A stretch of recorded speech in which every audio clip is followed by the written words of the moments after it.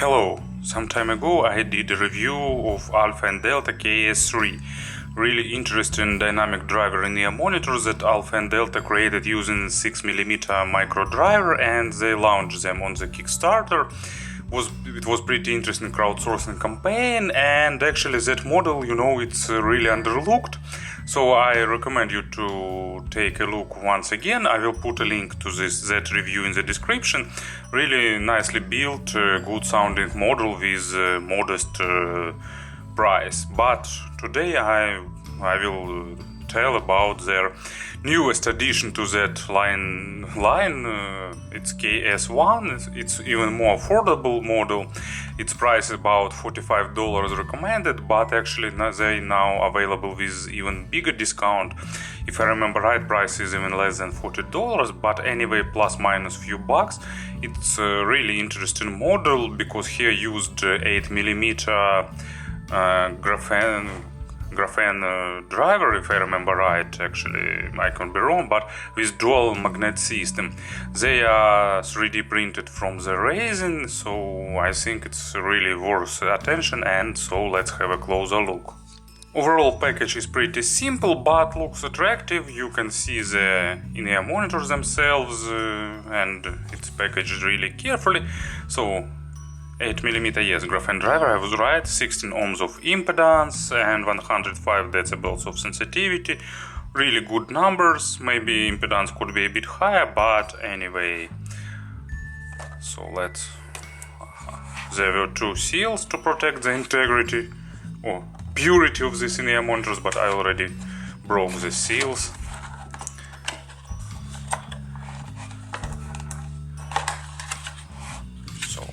You will have in-ear monitors themselves, and of course box with additional accessories. So what we've got here.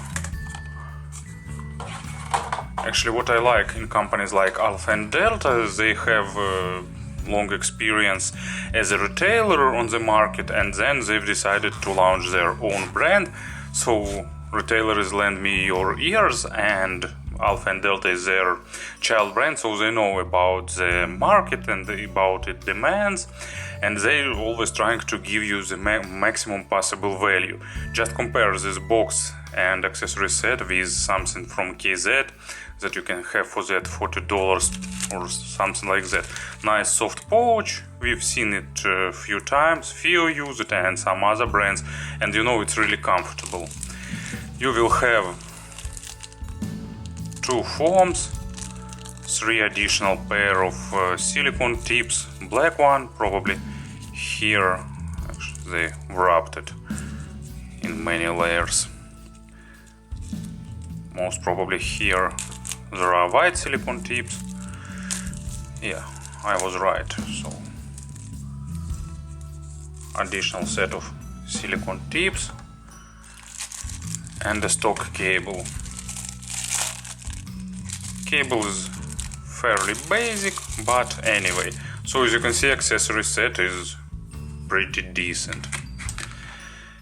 In terms of design and build quality, they are really good. So they are created in this semi-custom shape, but they are smaller.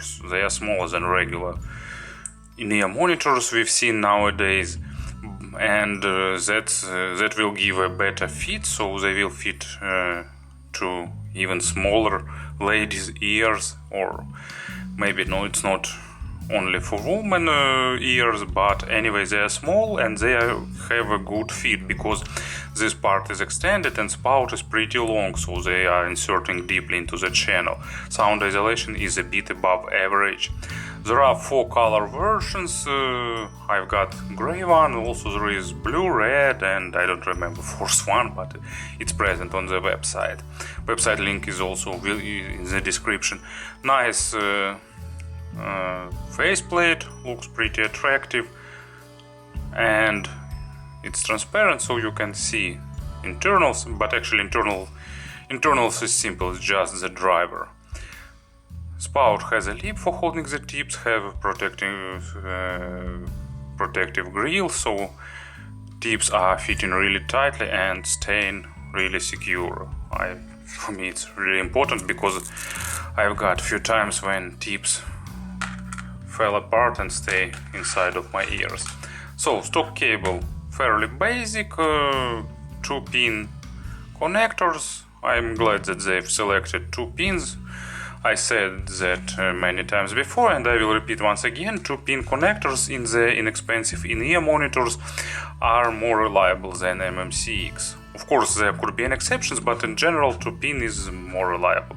Cable is basic but pretty nice. So ear hooks format, no memory wire inside, but they are still holding the cable.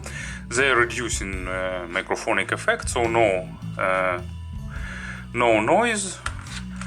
Cable has average softness, so it's not super soft, but it's not super rigid at the same time.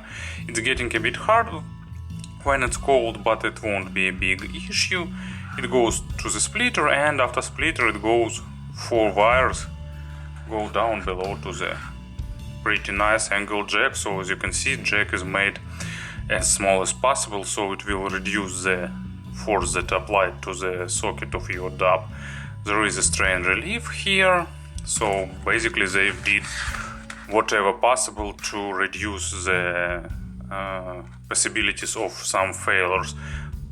They are built nicely, they have nice accessory set, and I'm pretty sure that they will serve you for a really long time. And about the sound, I gave them about 20 hours of burn-in, but sound changed only during the first few hours, so no extended burn-in is required for them. Anyway, reviewing a lot of multi-driver and hybrid models, sometimes I forget the biggest plus of the single driver model. It's coherence, and it's a I don't know how even to express it. It's like unifiedness probably coherence is the proper word. Coherence in the tuning, and this model is really coherent. And they decided to create the typical V-shaped signature, and with a pretty technical dynamic driver, it's a really well done tuning, and that is hard to underestimate. Maybe it's not, some audiophilic model with super high resolution, but actually Alpha&Delta has such model in their lineup. It's B6, and it's the model targeted for the mass market, and they perform really well there. So let's have a player on the table for the examples, and let's proceed with step-by-step description. So Alpha&Delta likes low frequencies, and they rarely create a model without technical and prominent bass, and this one is not an exception. Bass here is accented, and it's surprisingly tight, impactful, and it has a good depth. Maybe it's not the deepest sounding model, but depth is definitely good here, and this bass will satisfy almost everyone. So it has nice resolution. Of course, don't expect like a resolution of $200 plus models, but for this price range it's really good resolution, really good texturing. I really enjoy them, and at the same time they manage to balance them. They have enough bass for even electronic music, and at the same time they have pretty good technical capabilities to play the real acoustic instruments. So basically, give them Prodigy, you will have the massive and weighty bass, and give them Musica Nuda, my typical example, you will have palpable great bass of this acoustic double bass. But actually, as an example, today I've got relatively simple track, but I like it. When I was choosing the music for this review, I select this track, and I stuck for what is its length for 5 minutes 53 seconds. I was totally maybe breathless will be too loud words in this case, but I was really impressed in a positive way, because these in-ear monitors will give you tight dynamic bass with good impact and good weight, and at the same time they will give you nice clarity of the upper mids to represent the vocal, so they will sound really enjoyable. So bass flawlessly, absolutely flawlessly. It's almost forgotten sense for me with all that hybrid models, because even the most coherent hybrids are usually have noticeable place where drivers overlap, so lows transition smoothly into the mids. They are really well controlled and they almost not bleeding onto mids. Of course, on the most bass heavy tracks this is unavoidable, but on the vast majority of music it stays on the place. So mids have normal resolution, it's a dynamic driver, so don't expect balanced armatures here. If you need maximum resolution, you need to select something with balanced armatures, or D6 for example, but at the same time it's not lacking resolution, it's not veiled, it's a bit shifted towards the weighty and warmer side on the upper part of low frequencies, so on the lower part of mids, so lower mids are shifted a bit towards warms with a bit more body, but still resolution is normal, and upper mids are clean, clear and resolving. So what else I can say? They of course are pretty forgiving to the quality of the record, so they don't require something absolutely audiophilic mastered, but of course good tracks are a plus for them. They are pretty emotional, they are not focused on the micro contrast, they are playing more in macro style, but they are emotional, and they are pretty surprisingly well built imaginary stage, because usually bass heavy models Actually, no, I'm wrong. Here they are not bass heavy and they are not warm in general, a bit warmer than they should be, but still it's balanced forms. It's classical V-shape. So they have surprisingly good imaginary stage, a bit above average both in width and in depth, but sounding pretty realistic. And as an example, for the lows I've selected simple tracks, but for the mids and treble I've got two pretty complex ones. So it's Emerson, Lake and Palmer, The Only Way hymn from the Tarkus, one of the most famous things in the history of the art rock, and it's mostly driven by the electric organ, or probably it's electric organ. I'm not sure about the electric instruments that were available at that time, but probably it was electric organ and vocal, and these in-ear monitors played in pretty good way. Of course, to fully unveil the potential of this thing you will require something more expensive, but these in-ear monitors are pretty listenable and pretty enjoyable with this thing, and I think it's a really good sign. And treble is a bit accented, but thanks to the dynamic nature it's not as sharp and as piercing as typical and expensive balanced armatures. So treble is a bit accented. Maybe if you are super treble sensitive it could be a bit too much for you, but I really doubt that this treble will be too much for someone. But maybe I'm just wrong here. For me it's comfortable level of treble. Extension is normal, not superb, but normal, and resolution is okay, but also, of course, it's not balanced armatures, so normal resolution, pretty realistic attacks and decays. So it's it's a really good basic level of treble that plays really well all the percussion, cymbals and other related stuff, and of course it's pretty good in representing female vocal and all instruments that goes high to the treble area. Don't expect some extended layering or rich overtones, but for this price range I think it's not necessary even. This model mainly targeted of course for genres where such things are cut with compressor during the record. But I've selected yet another pretty complex track that really surprised me how well it performed with these in-ear monitors. It's Orff, Carmina Burana, first track, or Fortuna. It's London Symphony Orchestra, and I really like this record. It's done by EMI, really well recorded, with really impressive space, with really impressive stage.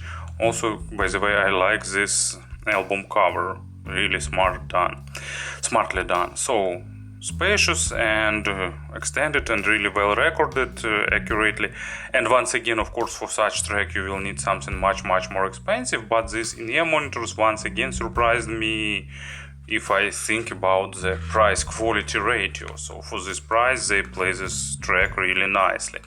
So to some probably in terms of pairing they don't require something powerful, and at the same time they don't require some black background. They can be used with smartphone or tablet, but entry level or even mid-level DAB will be a plus for them. What else I can say? Probably summarize once again about the sound. So it's a classical V-shaped signature with really technical nice bass, pretty enjoyable treble, and nice upper mids. Lower mids are shifted a bit towards the warmer side, but still stays pretty okay. So classical V-shaped signature that many people will enjoy. And speaking about comparisons, I probably won't do it this time, because in this price tier there are a lot of models that I reviewed recently, but most of them are hybrid, so it's different sound signature, different tuning. So just a few models, probably dynamic drivers that I can recall. Alpha&Delta owned D3 is much more bassy. D3 is bass head model, while this one is more balanced. And TFZ, what was that model, S2 Pro, they are too warm. They are warmer than this one, with less treble and with more warmer and less resolving mids, especially it's noticeable on the upper mids. So if you're looking for the single dynamic driver model in this price range, I definitely recommend you Alpha&Delta KS1. And to be honest, I probably like this tuning maybe not more than KS3, but at the same level. It's enjoyable tuning that I will definitely recommend to a lot of my non-audiophilic friends who want a decent pair of headphones without, going into all that stuff like balanced armatures, hybrids, and so on and so forth. Just basic classical sound done in really attractive shells, so I like them. Thank you for listening and have a nice day.